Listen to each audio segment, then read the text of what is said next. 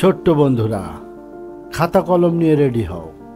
আজকে আমরা আঁকব বৃত্তের মধ্যে একটি চমৎকার দৃশ্য।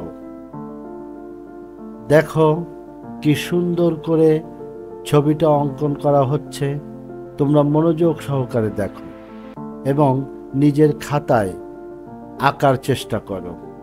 আশা করি খুব সুন্দর করে আঁকতে পারবে। ধীরে ধীরে দেখো কত চমৎকার একটি দৃশ্য তৈরি হচ্ছে।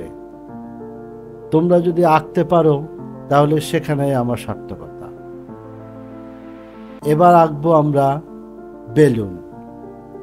কত চমৎকার করে সুন্দর পদ্ধতিতে দেখো বেলুন অঙ্কিত হচ্ছে। এই পদ্ধতি তোমরা অবলম্বন করো, তাহলে খুব দ্রুত সুন্দর সুন্দর ছবি আঁকতে পারবে।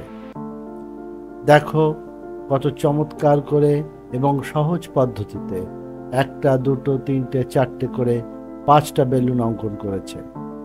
সেখানে আবার রঙও করা হচ্ছে। তোমরা তোমাদের ইচ্ছে মতো রং করবে, বেলুনটাকে আরো রঙিন করে তুলবে।